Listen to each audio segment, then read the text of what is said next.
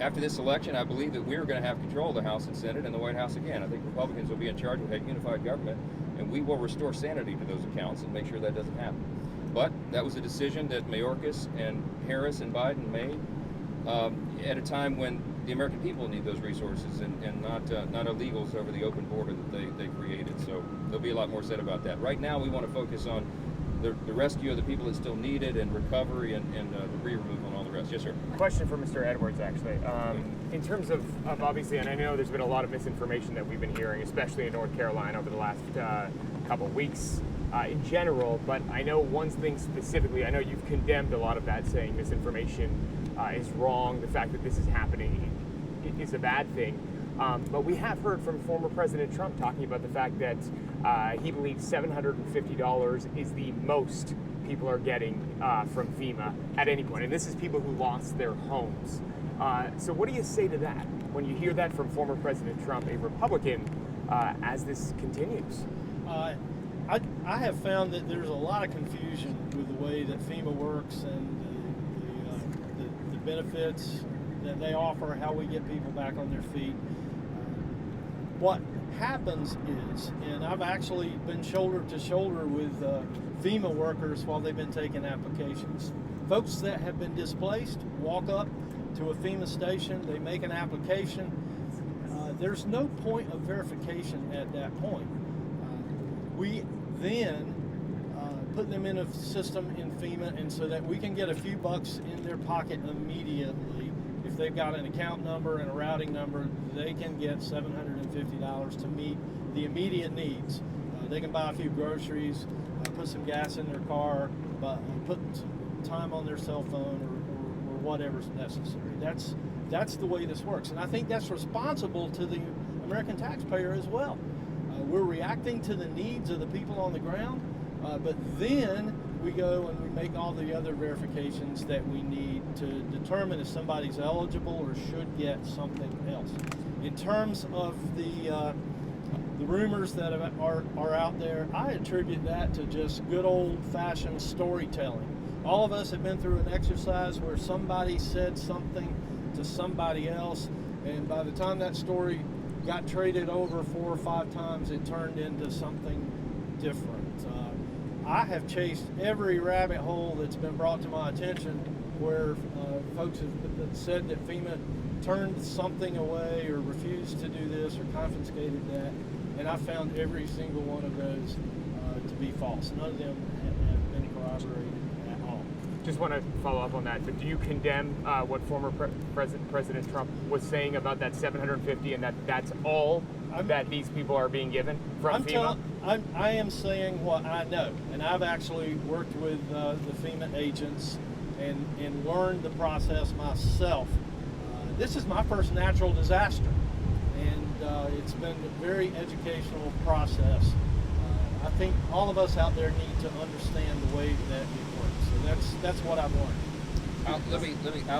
I'll add that I think if there are comments to be condemned, it may be what Kamala Harris said yesterday on The View. They asked her if there was any decision that President Biden had made that she would do differently, and then of course she boasted that she was the one that helped him make all the big decisions, and she said no, not a single thing.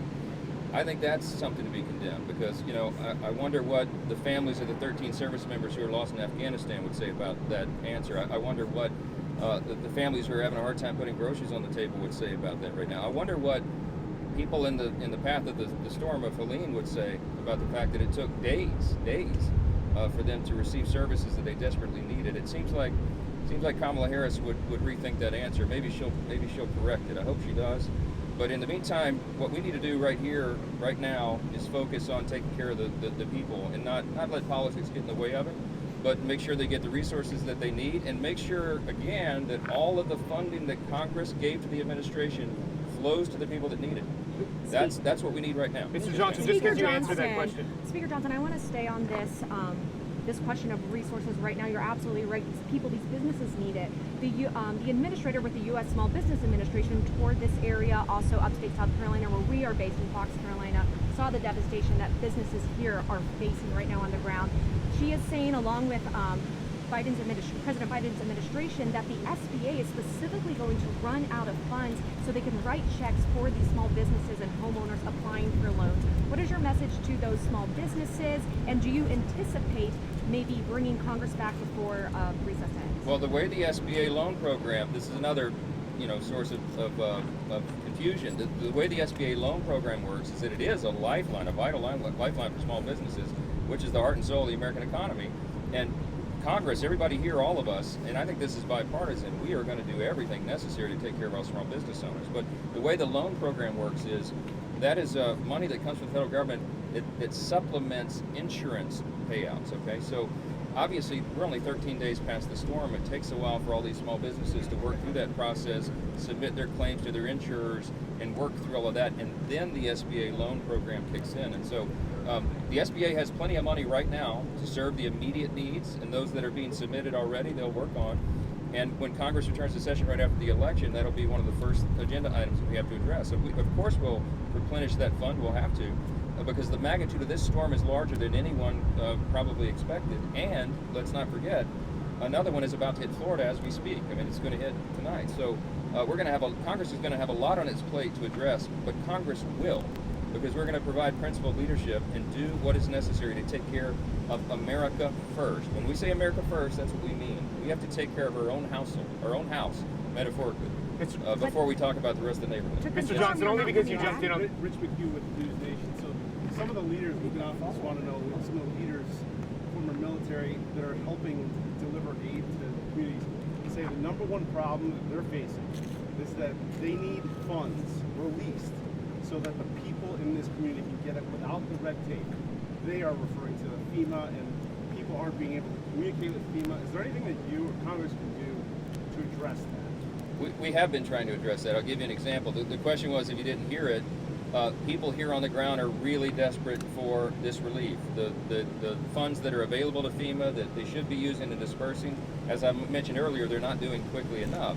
Again, when I last checked, this is Monday, as of Monday, they had dispersed about 1% of the $20 billion that we gave them 2 weeks ago. So that needs to get out to the people that need it quicker. Whatever needs to happen to do that. I'll give you a quick example. A few nights ago, I saw an online a post on X from Elon Musk. Several friends sent it to me that he was having a hard time getting Starlink distributed to people who needed it so they could get their communications going again. Well, it turned out, I mean, what he was told through his people on the ground here in North Carolina is that FEMA was impeding those persons going into those areas to provide Starlink. And I saw it. Several people sent it to me, so I texted Elon, and I said, "Hey, is this true? What's going on?" He said, "Absolutely." So after I texted Elon, I picked up the phone and I called Secretary Mayorkas on his cell. This is in the late evening, a couple of nights ago. All my days run together right now. But he answered the phone, and I said, "This is what's been reported to me. You have to fix this right now." He said, "Oh, I'm sure that's not happening, Mr. Speaker. Let me get on it." He did. About 20 minutes later, he responded and said it would be cleared, and Elon got that cleared, and it was done. It took hours to cut through the red tape, finally, to get Starlink sent to people. The problem was, as we assessed it later, is that someone at FEMA or someone down the line apparently was instructed that they couldn't allow anyone in unless they had an appointment with someone at the top of the mountain. The whole point was they didn't have any communications. They couldn't have an appointment, right? So you got to apply common sense and logic. You got to cut through the bureaucracy, and we're demanding, and we're hoping, and we're rolling up our sleeves to try to make sure this happens. So much as Congress has anything to do with it, to get the people the resources and the assistance they need. We're calling on the administration to do it. Whatever it takes, it's the top priority, and we're hoping and demanding that they get that done. Mr. Johnson, only because you jumped in on the answer that I was asking Mr. Edwards, can you respond?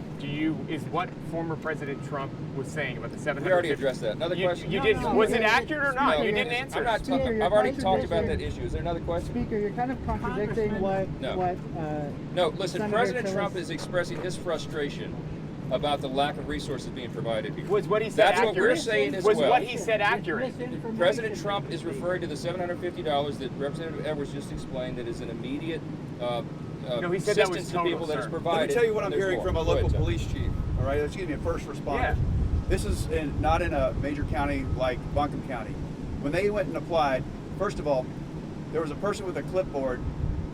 The person called an 800 number. They were told to go to a certain grocery store. They show there's a person with a clipboard.